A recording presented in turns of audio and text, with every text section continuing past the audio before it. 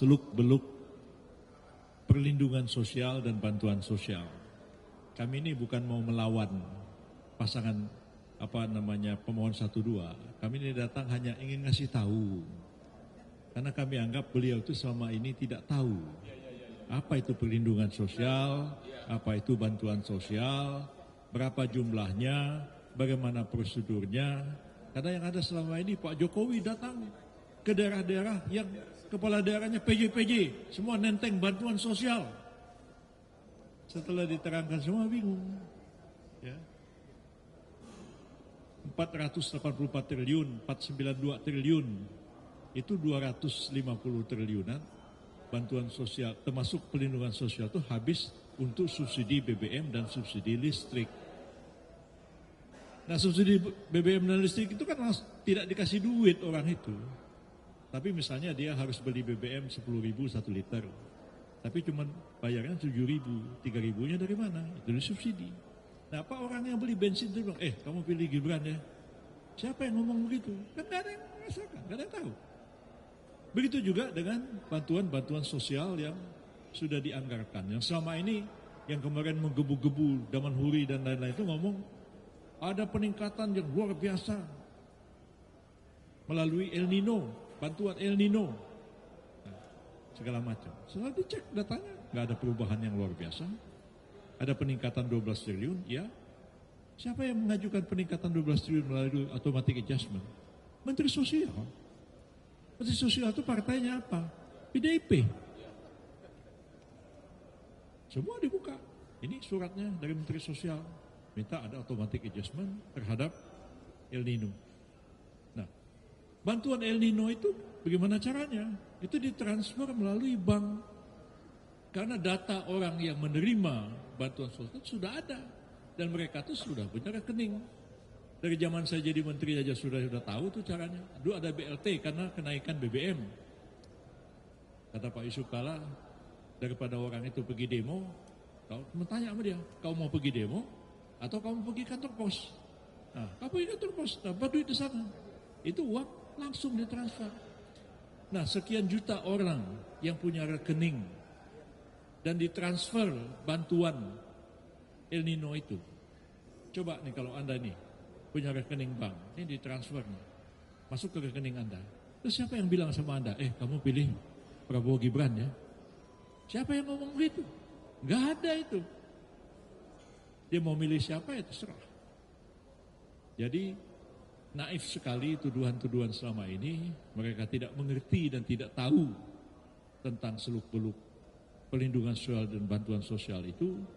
Jadi kami hadirkan Pak Aceh hanya untuk mengajari mereka, ini loh yang dimaksud perlindungan sosial, ini loh yang dimaksud dengan bantuan sosial.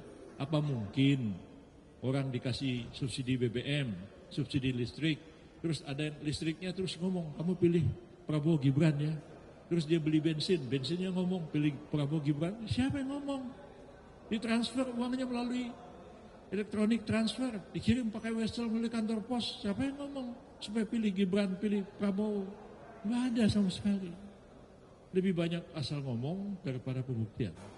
Nanti habis ini ada 2 ahli kita hadirkan, Pak Kodari sama Pak Hasan Nasbi. Kita kasih panggung sama dia. Dia akan membuktikan dari hasil-hasil penelitian dan survei bahwa bantuan sosial itu tidak ada efeknya terhadap terpilihnya seseorang kandidat dalam pemilihan presiden. Dia raya nanti. Kita senang nih karena udah capek, lebih baik nanti habis buka puasa biar ada panggung buat Kodari sama Hasan Nasbi untuk menjelaskan, biar seluruh rakyat melek matanya tahu bahwa yang selama ini diomong-omongkan dalam sidang ini oleh pemohon 1 dan pemohon 2 itu lebih banyak narasi, tuduhan-tuduhan tanpa bukti sama sekali.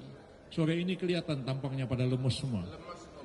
Setelah dijelaskan oleh Pak Aceh, lemes, nggak bisa ngomong apa-apa lagi. Dituduh ini El Nino untuk beli. Tak tahu yang usul siapa? Bu Risma. Besok Bu Risma datang sini, silahkan aja cecer. Suruh Bu Risma berdiri di sini. Bu, benar nggak Ibu yang minta, yang melakukan automatic adjustment untuk El Nino sehingga terjadi peningkatan belasan triliun? Dan bagaimana caranya Ibu mentransfer uang itu kepada penerima El Nino? Biar Bu Risma ngomong di sini. Biar semuanya tahu jelas Tidak asal tuduh, tidak asal ngomong aja. Silakan bos. Oke, karena ini sudah hampir selesai pemeriksaan saksi dan bukti, sebagai pengacara senior kami sudah bisa menyimpulkan sendiri dalam hati kami, tapi juga akan kami sharing kebahagiaan ini. Ya, permohonannya itu pertama menyangkut Sirekap, ya, itu sudah terbantahkan karena ternyata Sirekap tidak dipakai sebagai acuan waktu keputusan pengumuman final suara. Padahal mereka selalu mengatakan curang. Berarti dalil gugatan mengenai Sirekap amblas. Kita dapat nilai 20. Ya udah 20 ya. Yang ketiga mengenai pejabat gubernur. Tadi sudah 4 pejabat mendatangkan semua ada dasar hukumnya, bahkan pernah digugat di MK. Mengenai PJ itu pejabat kepala daerah. Dan dibenarkan oleh MK. Oke? Tambah lagi nilai 20, udah 50 nilai kami dari tadi siang. Sore ini yang paling besar adalah menyangkut bansos. Benar-benar sangat mengejutkan. Nggak berkutik mereka satu pun. Apalagi namanya Mulia Lubis nggak berkutik, cuma pakai sila-sila bahasa Inggris. Lebih jago gua bahasa Inggris. Ya, yaitu apa? Ternyata mereka tidak sadari bahwa bansos itu hanya bagian kecil dari pelindungan sosial, Pelinsos. Pelinsos itu 400 triliun lebih. Untuk 2023 bansos hanya sekitar 90-an. Dan itu pun nambah, itu tadi oleh Bung Yusril sudah kata, yang datang ke DPR ke Komisi 8 justru Ibu Risma yang minta tambahan untuk El Nino. Kemudian mereka dengan saksinya nggak tahu dari mana saja bilang bahwa Jokowi melakukan korupsi karena mengambil sisa anggaran dari kementerian lain untuk pelinsos atau bansos. Ternyata di Undang-Undang APBN itu boleh, semuanya boleh. Ya, jadi dari bansos tadi hakim juga tadi pendapatnya juga semuanya mengarah tidak membantah. Tadi sore ini kita dapat nilai 70, jadi sudah 100-0. Sudah 100-0 selesai. Ya, jadi kenapa? Sudah 100-0. Jadi makanya saya sendiri mungkin akan pulang sudah tenang, sudah 100-0, 01. Yang satu lagi, yang sayang tadi si Bambang nggak ada, yang suka bilang gua hot man katanya. Ternyata kalau Jokowi datang ke daerah itu bagi-bagi sembako bukan dari kantong pribadi, tapi itu dari DTKS, dana kesejahteraan terpadu dari Kementerian Sosial yang nama-namanya sudah ada. Hanya Jokowi secara simbolik di 20 titik membagi-bagi, tapi dari bansos yang sudah masuk dalam anggaran, dan mereka tidak tahu itu.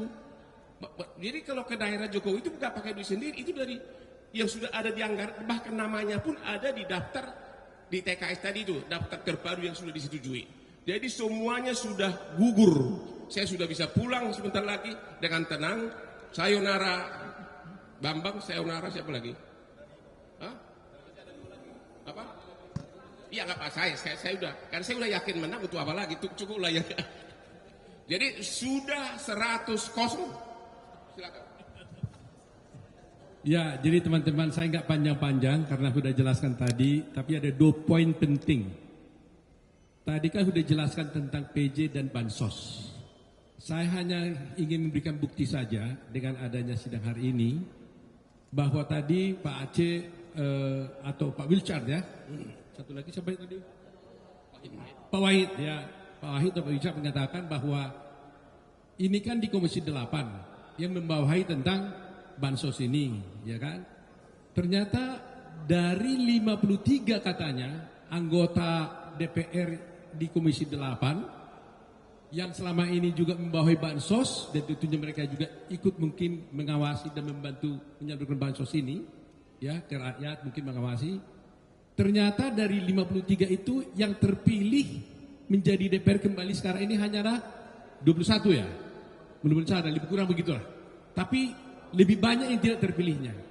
Ya, inilah suatu bukti nyata bahwa bansos itu tidak berpengaruh apapun terhadap elektoral dari seseorang untuk terpilih atau tidak. Jadi ya. Kedua, nah ini nanti Anda harus tunggu ini. Di akhir persidangan tadi, kami sudah menanyakan melalui majelis hakim kepada pemohon 1 dan pemohon 2. Sudah berjalan perkara ini sekian lama. Saksi-saksi sudah diperiksa begitu banyak. Bukti-bukti sudah diperiksa sekian banyak juga. Lantas kami tanya melalui majelis hakim, karena ini adalah sengketa pilpres, yang intinya adalah sengketa tentang perhitungan suara hasil pemilu.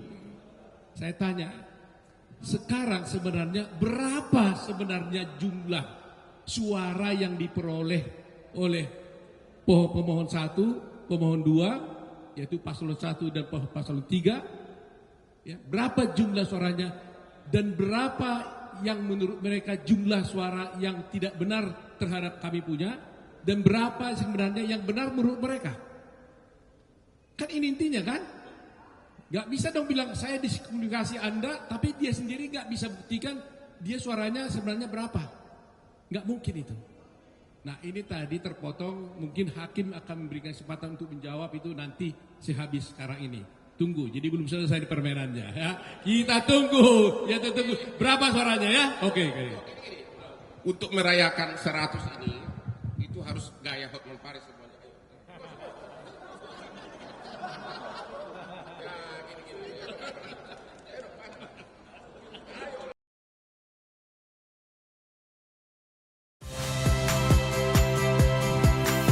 Saya Ihsan Sitorus. Saksikan program-program Kompas TV melalui siaran digital, pay TV, dan media streaming lainnya. Kompas TV, independen, terpercaya.